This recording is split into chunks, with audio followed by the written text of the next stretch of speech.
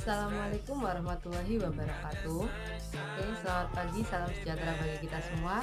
Di pagi hari ini, saya berharap Bapak Ibu dosen serta teman-teman dalam kondisi yang sehat, sama juga seperti saya saat ini. Karena di tengah maraknya virus COVID-19 ini yang biasa dikenal dengan virus corona, tidaklah ada yang lebih penting daripada kesehatan kita. Sebelum saya masuk atau memberikan materi yang lebih jauh untuk memenuhi vlog Pancasila dan Kewarganegaraan guna UTS semester genap 2019-2020 kali ini, perkenalkan terlebih dahulu, nama saya Intan Cahyaning Tias, NRP 140119021, Politeknik Universitas Surabaya, Prodi Akuntansi. Mungkin kalian semua sudah bosan dengan mendengar kata-kata virus COVID-19 atau biasa dikenal dengan virus corona ini.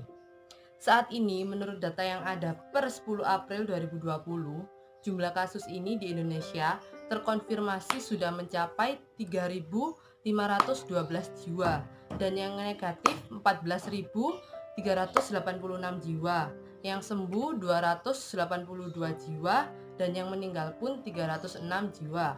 Saya pribadi mengucapkan turut berduka cita kepada korban yang meninggal dan kepada keluarga korban yang ditinggalkan. Semoga senantiasa diberi ketabahan. Tidak lupa kita harus sampaikan terima kasih kepada para tenaga medis yang sudah berjuang di garda terdepan untuk melawan adanya COVID-19 atau virus corona saat ini. Dengan adanya virus COVID-19 atau virus corona ini, tentu telah menimbulkan berbagai macam dampak yang paling vital, yaitu pastilah dampak kesehatan. Tetapi bukan hanya kesehatan, adanya virus ini juga berdampak pada kegiatan bisnis dalam kondisi maraknya penyakit pandemik saat ini.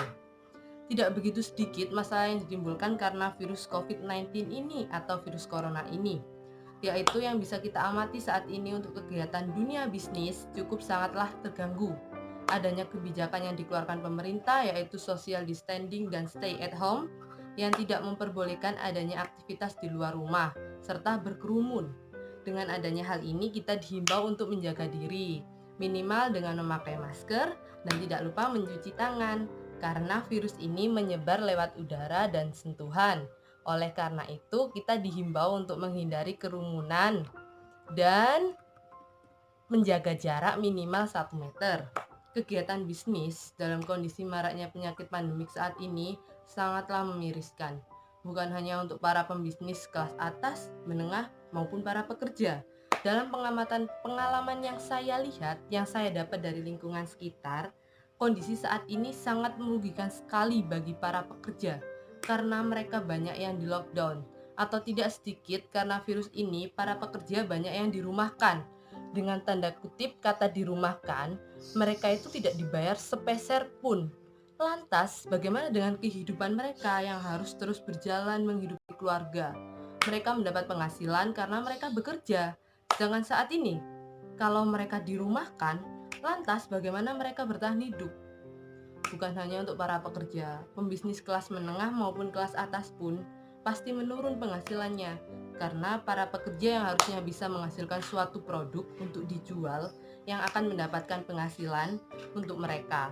Tetapi beberapa para pekerja yang sementara untuk saat ini tidak diperbolehkan bekerja terlebih dahulu dan tidak sedikit perusahaan yang tidak boleh beroperasi dan yang lebih miris banyak yang dirumahkan sehingga mereka tidak bekerja, sehingga terjadi perubahan penghasilan dan bahkan ada yang tidak mendapatkan penghasilan sepeser pun. Hal ini yang membuat kurang lancarnya kegiatan bisnis pada saat maraknya penyakit pandemik saat ini.